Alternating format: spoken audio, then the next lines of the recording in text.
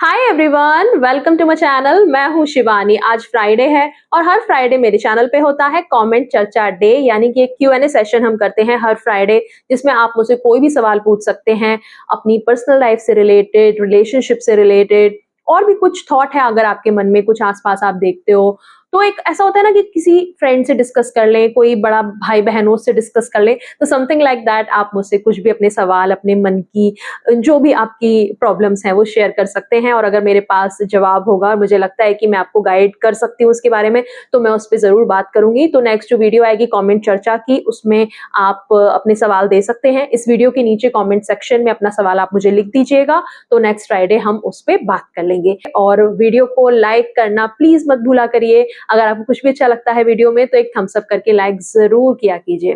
पहला क्वेश्चन है यहाँ पे मेरे पास, आप अपना पूरा डाइट रूटीन शेयर कीजिए। आपने बोला था कि आपने 10 केजी वेट लॉस किया है, आपका अभी करंट वेट क्या है? हाँ भाई, मैं बिल्कुल कर दूँगी और मैंने इसीलिए बोला भी था कि अगर आप लोग इंटरेस्टेड हैं तो बताना। तो बहुत ज़्यादा लोग मुझे इंटरेस्टेड लगे नहीं यहाँ पे इस चैनल पे डाइट वगैरह या वेट लॉस मेरी जर्नी के बारे में सुनने के लिए। तो मैं एक काम करूँगी, जो मेरा दूसरा चैनल है पॉजिटिव रियलिटी, तो वहाँ पे वैसे भी मैं अपने पर्सनल लाइफ़ की चीज़ें ज़्यादा शेयर करती हूँ। सो ये वाला भी थोड़ा-सा मेरा पर्सनल एक्सपीरियंस है, तो मैं सोच रही हूँ कि इस वीडियो को हम वहाँ दूसरे मेरे चैनल पे हम डिस्कस करें, तो मैं वहाँ पे एक वीडियो बना दूँगी, अभी मेरा करंट डाइट क्या चल रहा है और जब मैंने इनिशियली वेट लॉस की शुरुआत करी थी, तो तब क्या मैंने फ़ॉलो किया था, तो इस तरीके से मैं एक वीडियो बना दूँगी। और दूसरा आपने पूछा कि 10 केजी वेट जो मैंने लूज़ किया है, तो उसमें करंट वेट क्या है? तो अभी मेरा करंट वेट जो है वो 70 केजी पॉइंट समथिंग है, मतलब 70 पॉइंट समथिंग में अभी चल रहा है। कभी 70.5 रहता है, कभी 70.60 रहता है, 70.90 भी हो जाता है, तो वो कुछ ग्राम्स में ऊपर-नीचे होता रहता है अभी।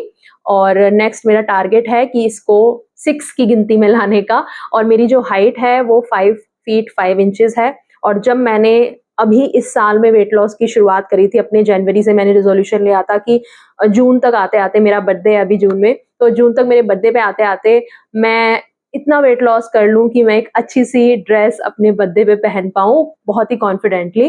तो इतना भी हो गया है। बाकी मेरा प्लान तो था कि मैं एक अपने आइडियल वेट पे आ जाऊँ, और जो कि मेरी हाइट के अकॉर्डिंग आइडियल वेट है मेरा 65। तो वही मेरा गोल भी है कि मुझे 65 तक पहुँचना है। अभी मैं नहीं आ पाई जून तक, कोई बात नहीं, क्योंकि बीच-बीच में ना काफ़ी सारे मतलब ऐसा हुआ कि मैं अपनी डाइट से और अपनी जो एक जर्नी थी उससे थोड़ा-सा हिल गई। मेरी तबीयत खराब थी बीच में काफ़ी, तो उस चक्कर में भी। तो मुझे पता है कि अप्स एंड डाउन्स आएँगे और हर किसी की लाइफ में लगे रहता है। सो मुझे पता है कि कहाँ-कहाँ पे कमी रही है, सो उसको भी हमें आगे ध्यान में रख के अपनी जर्नी कायम रखनी है। एंड प्लीज़ मेरे लिए विशेज़ देना कि मैं अपने आइडियल वेट तक पहुँच पाऊँ। और एक और चीज़ है, अगर हम इस पे बात कर ही रहे हैं तो क्विकली मैं 1-2 चीज़ें और मेंशन करना चाहूँगी। कुछ लोग मेरे लुक को लेके बहुत ही पॉज़िटिवली मुझे फीडबैक देते हैं, और कुछ लोग थोड़े फ़नी बात भी करते हैं। जैसे कि कोई बोल रहा था कि मैम दिन पे दिन आप यंग लगते जा रहे हो, अनिल कपूर को भी आपने पीछे छोड़ दिया। तो मुझे बहुत हँसी आई वो पढ़ के। एंड अगर आपको ऐसा लगता है तो थैंक यू सो मच, बहुत अच्छा कॉम्प्लीमेंट है ये। और कुछ लोग ऐसे बोलते हैं कि अब आप वेट लॉस करके बहुत बीमार सी लग रही हो। यार मुझे नहीं पता आपको ऐसा क्यों लग रहा है, लेकिन मैं अपने अंदर जो चेंज अंदर से फ़ील कर रही हूँ ना, एक इतनी एनर्जी रहती है मेरे अंदर। और पहले मैं, क्योंकि वेट होता है ना हमारा, तो हम खुद का ही इतना वेट कैरी कर रहे होते हैं, हम उसमें ही थक जाते हैं, तो मैं इतना थका-थका सा फ़ील करती थी। कुछ भी अगर काम करना है, घर का हो, बाहर का हो, तो मतलब मुझे ऐसा लगता था कि अरे अब ये करना पड़ेगा। अब मैं खुशी-खुशी तैयार रहती हूँ चीज़ें करने के लिए। बॉडी में बहुत ज़्यादा फ्लेक्सिबिलिटी आ गई है, क्योंकि मैं जो सुबह एक्सरसाइज़ करती हूँ, वो मैं घर पे ही अभी एक्सरसाइज़ करती हूँ, अभी भी शुरुआत से मतलब घर पे ही कर रही हूँ मैं। और उसमें बहुत सारे योगा पोजेस रहते हैं, योगा के जो रूटीन है वो रहता है, तो उस चक्कर में बॉडी मेरी बहुत ज़्यादा फ्लेक्सिबल हो रही है। और धीरे-धीरे वेट लॉस हो रहा है, कुछ रैपिडली नहीं हो रहा, कुछ बहुत ज़्यादा ऐसे स्ट्रेच मार्क्स वगैरह नहीं आए जिसकी वजह से। धीरे-धीरे जो हो रहा है ना, तो इस जर्नी को मैं ओवरऑल बहुत एन्जॉय कर रही हूँ। लाइफ़स्टाइल में एक पॉजिटिव जो चेंज आया है उसको मैं बहुत एन्जॉय कर रही हूँ। सो आपको ऐसा लग रहा होगा कि मैं बीमार जैसी हूँ या कुछ हूँ, पर मैं अपने अंदर से बहुत अच्छा फ़ील कर रही हूँ। मैं आपको कैसे बताऊँ? इंस्टाग्राम पे अभी मुझे किसी ने एक कमेंट किया था, जो कि मेरे यूट्यूब वीडियोज़ पे भी कमेंट करते हैं, तो इसलिए यहाँ पे मैं उनको आंसर दे रही हूँ। वो बोल रहे थे कि मैम मुझे तो आप मोटी लग रही हो, मैं तो नहीं मान रहा आप स्लिम हो। भाई मैंने कब कहा मैं स्लिम हूँ, मैं अभी भी ओवरवेट ही हूँ, जितना मेरा वेट होना चाहिए उससे अभी भी मैं 5 किलो ज़्यादा हूँ, वहाँ पे भी पहुँचना है और वहाँ तक पहुँच के भी मैं फिट होऊँगी। मुझे कोई स्लिम ट्रिम बनने का शौक नहीं है और ना मैं हूँ और ना मेरा वो टारगेट है। मुझे फिट रहना है, हेल्दी रहना है, ये मेरा टारगेट है। और दूसरी बात ये कि भाई आप मानो या ना मानो, ना मुझे किसी को प्रूव करना, ये मैं अपने लिए कर रही हूँ और मैं अपनी जर्नी से बहुत खुश हूँ और बहुत पॉजिटिवली मैं ये कर रही हूँ। सो अब चलते हैं नेक्स्ट कमेंट पे, बहुत ज़्यादा इस पे चर्चा कर ली हमने। चलिए नेक्स्ट कमेंट है, पीरियड्स खत्म होने के बाद अनप्रोटेक्टेड सेक्स कर सकते हैं और कितने दिन तक? क्या हम अंदर डिस्चार्ज कर सकते हैं, कोई प्रॉब्लम तो नहीं होगी? देखो अनप्रोटेक्टेड सेक्स करने में 2 तरह की प्रॉब्लम आपको होती हैं। पहला, आपको सेक्सुअल ट्रांसमिटेड जो इन्फेक्शन है वो लग सकते हैं, तो वो तो हर केस में ही लगेंगे, चाहे आप पीरियड्स के टाइम पे करो, बाद में करो, पहले करो। अगर आपके पार्टनर को कोई इन्फेक्शन है तो वो आप में ट्रांसफर हो सकता है। और दूसरा, आपको अनवांटेड प्रेगनेंसी हो सकती है, मतलब आप प्रेगनेंसी नहीं चाहते होगे और प्रेगनेंसी हो जाएगी और फिर आप अबॉर्शन वगैरह इस सब के चक्करों में पड़ोगे। तो वो चीज़ तो है ही कि पीरियड्स के बाद में अगर आप करोगे तो प्रेगनेंसी हो सकती है। जो सेफ डेज होते हैं, जो हम डेज कैलकुलेट करते हैं कि इन डेज में आप अनप्रोटेक्टेड भी कर सकते हो, प्रेगनेंसी नहीं होगी, वो पीरियड से जस्ट पहले वाले दिन होते हैं। वो भी उन लड़कियों के केस में जिनकी रेगुलर पीरियड साइकिल होती है, जिनके पीरियड्स डिले नहीं होते हैं, जिनको पीसीओएस पीसीओडी की कोई प्रॉब्लम नहीं है, रेगुलर इंटरवल पे उनके पीरियड्स आते हैं, काउंट करके वो अपने डेज निकाल सकती हैं कि सेफ डेज मेरे कौन से होने वाले हैं। तो ऐसी लड़कियों के केस में जो पीरियड्स का टाइम होता है उससे पहले के 4-5 दिन, मतलब जैसे पीरियड्स आने वाले हैं उससे जस्ट पहले के जो 4-5 दिन हैं वो सेफ पीरियड माने जा सकते हैं। लेकिन पीरियड्स खत्म होने के बाद में कोई भी डे सेफ डेज नहीं होते और बहुत सारे लोग उनको सेफ डेज में काउंट करके कर लेते हैं, तो आपको प्रेगनेंसी हो सकती है, उनको सेफ डेज आप ना माने।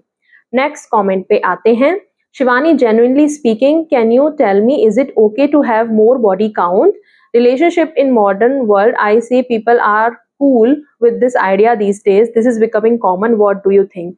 मुझे ऐसा लगता है और मैं बहुत ही ज़्यादा इस चीज़ पे बिलीव करती हूँ कि अगर आप किसी के साथ इतने इंटीमेट रिलेशन में हो और उसके बाद आप तुरंत डिटैच हो जाओ, वो बहुत, मतलब ऐसा है कि सुपरफिशियल है बहुत ज़्यादा। आप बोलने को बोल दोगे कि नहीं हुआ हमें अटैचमेंट, लेकिन हो जाता है यार। कुछ लोग ऐसे होंगे जो इमोशनली अनअवेलेबल लोग होते हैं, इमोशनली नम हो चुके होते हैं, वो उनके अंदर फीलिंग्स ही नहीं होती, उनका मैं नहीं कह सकती। लेकिन बाकी जो नॉर्मल लोग हैं, आपके मेरे जैसे इंसान हैं, चाहे वो लड़कियाँ हों, चाहे लड़के हों, तो अंदर ही अंदर फीलिंग्स तो आती है ना यार। आप किसी के साथ इतना इंटीमेट एक रिलेशन शेयर करो, तो मुझे ऐसा लगता है कि जितना इजी लोग इसको दिखाते हैं उतना इजी है नहीं। आगे चल के इसमें एक्सपेक्टेशन तो आती ही हैं, आगे चल के कंपैरिजन आता ही है कि किसी का कुछ अच्छा लगा, किसी का कुछ अच्छा लगा और बाद में आप ऐसे इंसान बन गए कि जिसकी एक्सपेक्टेशन तो बहुत ज़्यादा है। एक्सपेक्टेशन का बार आप बिठाते जा रहे हो कि अच्छा इसमें ये चीज़ अच्छा था तो मुझे अब ये चाहिए, इसमें ये चीज़ अच्छा था अब मुझे ये भी चाहिए। तो एक ऐसा आपने परफेक्ट इमेज बना लिया अपने मन में जिसको कोई मैच ही नहीं कर पा रहा आगे चल के। और फिर आपका कोई सीरियस रिलेशनशिप ना तो बन पाएगा और बनेगा भी तो आप उसमें खुश नहीं रहोगे, आप कहीं न कहीं वो परफेक्ट इमेज ढूँढते रहोगे, तो कंपैरिज़न बहुत ज़्यादा आ जाता है। और मैंने इसमें वैसे सेपरेट में वीडियो भी बनाई हुई है कि और क्या-क्या प्रॉब्लम होती हैं, स्पेशली लड़कियों को क्या प्रॉब्लम होती हैं, फिज़िकली प्रॉब्लम भी मैंने उसमें डिस्कस करी है, जैसे कि मल्टीपल अनवांटेड प्रेगनेंसी अगर आपकी हो जाती है या प्रेगनेंसी ना हो उसके लिए जो आप मेथड यूज़ करते हो, उनका क्या आगे चल के असर पड़ता है। तो मेरी वीडियो है इस पे, मैं चाहूँगी आप वो देखिएगा। मैं यहाँ पे लिंक दे दूँगी आई बटन पे, तो उसमें मैंने और अच्छे से इसके बारे में डिस्कस किया है। नेक्स्ट कमेंट पे आते हैं। शिवानी दी, मेरा क्वेश्चन है कि पॉर्न में सब मेल का पार्ट की जो हैट है, ओके, आप यहाँ पे मेंशन है कमेंट, इसको पढ़ लीजिएगा।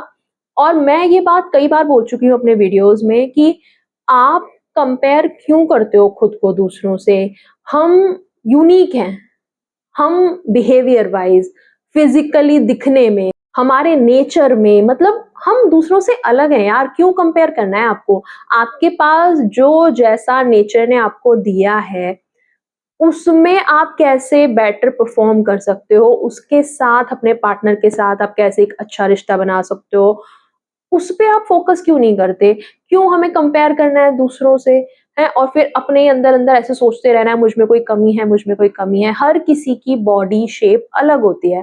फॉर एग्ज़ाम्पल लड़कियों का जैसे कि ब्रेस्ट साइज़ है, शेप है, इवन वजाइना की शेप एंड साइज़ भी एवरी गर्ल की डिफरेंट होती है। सेम वे में लड़कों का भी जो मेल प्राइवेट पार्ट है उसकी साइज़, शेप दूसरों से अलग हो सकती है, डिपेंड्स अपॉन योर जीन्स या आपका कैसा फिजियोलॉजी है उस पे। So never compare yourself.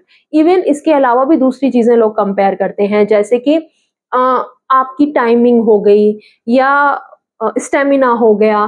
तो ये सारी चीज़ें भी वहाँ से कभी कंपेयर आप ना करें, उसको एज़ अ एजुकेशन वे में आप देख सकते हैं, एंटरटेनमेंट के वे में आप देख सकते हैं, चीज़ें सीखने के वे में आप देख सकते हैं।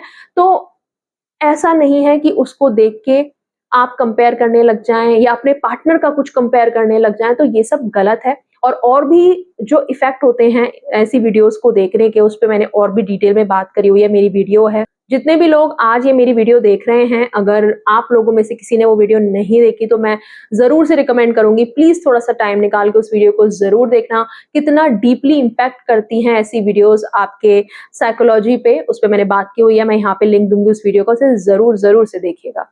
नेक्स्ट कमेंट पे आते हैं। मैम प्लीज़ बच्चा साथ में सोता है, कैसे सेक्स करना चाहिए आप बता दीजिए मैम प्लीज़ वीडियो। देखिए अगर बच्चा किंडरगार्टन की एज तक का है, जैसे कि फर्स्ट क्लास से नीचे तक का है अगर, तो उसके साथ आप थोड़ा-सा एडजस्ट कर सकते हैं। मतलब अगर वो डीप स्लीप में सो रहा है और इस उम्र में बच्चे डीप स्लीप में सो जाते हैं अक्सर, अगर उनको दिन में ज़्यादा ना सुलाया जाए, अगर दिन में उनको थोड़ा-सा फिज़िकली थकाया जाए, उनसे फिज़िकल एक्टिविटी ऐसी कराई जाए कि आप उनसे रनिंग करवा रहे हो और एक्टिविटीज़ ऐसी करवा रहे हो जिसमें वो दिन में थकें, तो वो रात को अच्छे से नींद लेते हैं, गहरी नींद में सोते हैं। तो ऐसे में आप कर सकते हैं और 2 चीज़ों का आपको ध्यान रखना है, एक तो ज़्यादा आवाज़ें नहीं करनी है और दूसरा आप एक शीट ले लो जो ओढ़ने वाली चद्दरें होती हैं, बेडशीट होती है, तो उसको कवर करके आप अपने आप को करें कि बाई चांस वो उठ भी गया तो आप कवर में रहोगे और लाइट जो है वो बिल्कुल ही डिम रखें या बंद रखें। तो ये चीज़ें आप कर सकते हैं अगर बहुत ही छोटा बच्चा है उसके साथ में, लाइक किंडरगार्टन तक की एज का। अगर बच्चा थोड़ा बड़ा है जैसे कि 6-7 साल तक की एज का ये जो एज है, तो इसमें कई बार बच्चे एकदम से उठ जाते हैं। थोड़ी भी आप आवाज़ कर रहे हो तो उससे उठ गए या कुछ खुद से ही उन्होंने कुछ सपना बुरा देख लिया तो उठ गए। तो ऐसे में भी आपको ध्यान रखना है, एक तो अंधेरा हो कमरे में, दूसरा शीट में हो और तीसरा तो मैं बोलूँगी अगर आप अवॉइड कर सकते हो तो अवॉइड करना प्रेफ़र करें। अवॉइड करने के लिए ऐसा नहीं है कि आप दोनों एक एक मतलब रिलेशनशिप में रहोगे ही नहीं। आप क्या करोगे, ऐसा टाइम निकालोगे कि जिसमें आपका एक कपल टाइम हो। जब बच्चा स्कूल चला जाता है तब आप वो टाइम निकाल सकते हैं, छुट्टी वाले दिन आप वो टाइम निकाल सकते हैं, बच्चे को किसी और के पास आप भेज सकते हैं, प्ले एरिया भेज सकते हैं, दोस्तों के साथ खेलने भेज सकते हैं, फैमिली फ्रेंड्स के पास छोड़ सकते हैं थोड़े टाइम के लिए, अगर ग्रैंड पेरेंट्स हैं उनके पास छोड़ सकते हैं थोड़े टाइम के लिए। तो बच्चे को उस एज से ही थोड़ी-थोड़ी आप ट्रेनिंग देना शुरू करें कि वो दूसरों के साथ भी टाइम स्पेंड करे, दूसरों के साथ खेले बच्चों के साथ और मम्मी-पापा में ही चिपका ना रहे। अक्सर ऐसे बच्चों के साथ पेरेंट्स को ज़्यादा प्रॉब्लम होती है जो मम्मी-पापा के बिना बिल्कुल टाइम स्पेंड करना ही नहीं चाहते। तो उसको वहीं से थोड़ा-थोड़ा ट्रेनिंग दें ताकि आप दोनों अपना एक कपल टाइम एन्जॉय कर पाएँ। अब जब और बड़े बच्चे हो जाते हैं लाइक 6-7 साल से ऊपर तो उनके साथ में तो कंप्लीटली अवॉइड करना चाहिए। इस एज के बच्चे काफ़ी समझदार हो चुके होते हैं, अगर उनकी नींद गलती से खुलेगी भी तब भी वो अवेयर रहेंगे कि क्या चल रहा है उनकी सराउंडिंग में। और कई बार ऐसे बच्चे जब आपको ऐसी कॉम्प्रोमाइज़ पोज़ीशन में देख लेंगे तो वो समझ नहीं पाएँगे, प्रोसेस नहीं कर पाएँगे कि ये क्या चल रहा है और इतनी कम उम्र में उनको ये एक्सपोज़ होना ये भी ठीक नहीं है।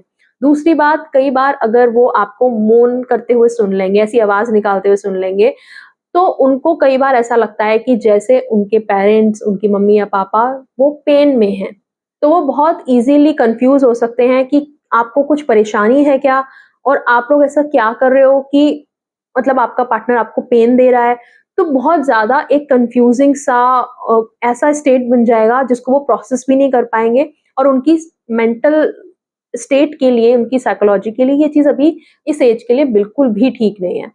तो कंप्लीटली अवॉइड करें इस एज में, आप दूसरे कमरे में जाके कर सकते हैं। बच्चा सो गया है, आपके साथ अगर सोता भी है, पहली बात तो इस एज में अगर आप कर सकते हैं तो उसको अलग से सुलाना शुरू करें, उसको ट्रेनिंग दें और अगर नहीं भी है, साथ में ही सो रहा है, तो आप लोग कहीं और जाके कर सकते हैं। आप दूसरे ऐसे टाइम पे कर सकते हैं कि जब बच्चा स्कूल गया हुआ है या कहीं और बिजी है।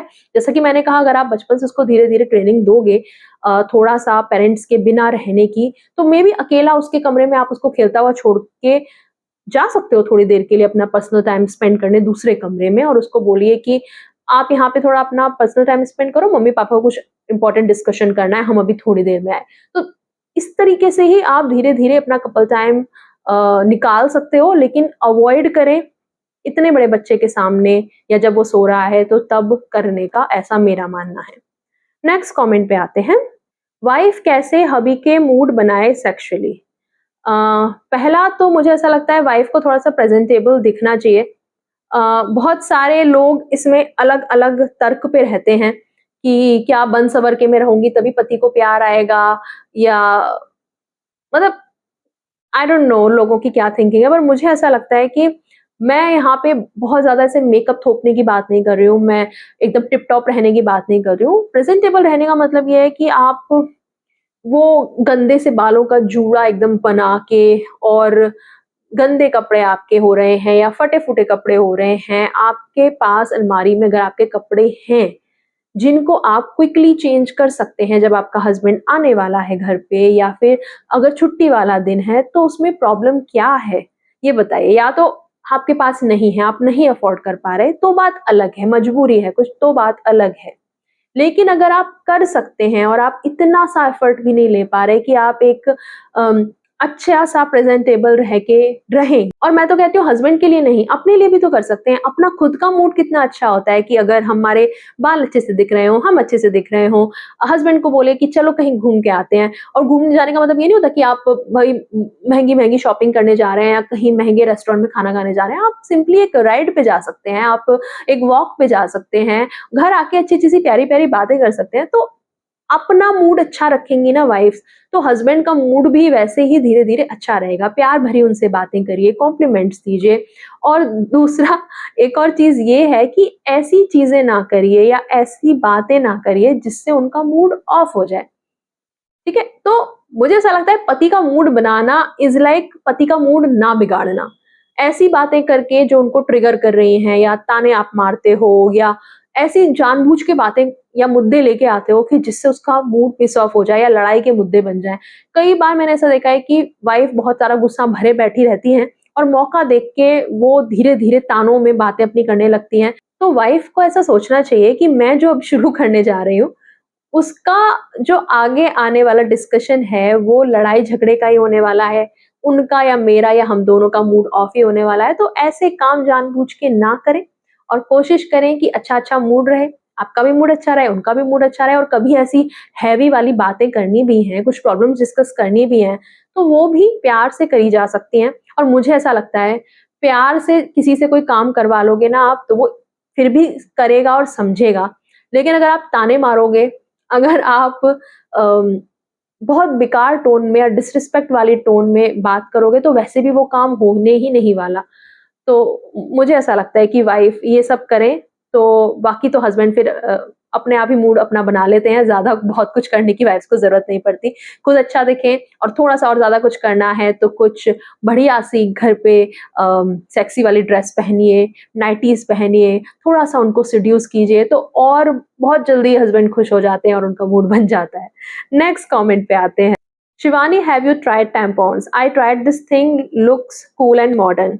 हाँ, मैंने टैम्पॉन्स बहुत टाइम ट्राई किए हैं, एंड अभी मैं नहीं यूज़ करती हूँ क्योंकि मैंने मेंस्ट्रुअल कप ट्राई किया उसके बाद में, और वो मुझे उससे भी और ज़्यादा, आपकी लैंग्वेज में बोलूँ तो, कूल एंड मॉडर्न लगा। तो मुझे ऐसा लगता है जो लड़कियाँ टैम्पॉन्स के साथ में बहुत ज़्यादा कंफर्टेबल हो चुकी हैं, उनको ज़रूर से मेंस्ट्रुअल कप भी ट्राई करना चाहिए। और मेंस्ट्रुअल कप के बारे में अगर आपको ज़्यादा जानकारी नहीं है, तो मेरी इस पे अलग से वीडियो है जिसपे मैंने सब कुछ बताया हुआ है। एक्चुअली मेरी 2 वीडियोज़ हैं, तो आप सर्च कर लेना मेरे चैनल पे, तनुश्री एंड फैमिली मेरे चैनल का नाम डालिए, आगे मेंस्ट्रुअल कप आप डालोगे ना, तो उससे आपको वो वीडियो मिल जाएँगी मेरी, ठीक है? तो आप देख लेना और ज़रूर से ट्राई करके देखना, उसको भी आई थिंक आपको वो भी पसंद आएगा। नेक्स्ट कमेंट पे आते हैं। Hello Shivani the, I have a question about male psychology and attraction in our society. Why is there a noticeable tendency among Asian men to focus their attention on women wearing fitted or tight clothing rather than conventional dresses? Would love to hear your perspective. मुझे ऐसा नहीं लगता कि ऐसा है, क्योंकि हर लड़के की ना साइकोलॉजी अलग होती है। दूसरा, कौन-सा फीमेल का बॉडी पार्ट या कौन-सी चीज़ उनको अट्रैक्ट करे, ये भी हर लड़के की अलग होती है।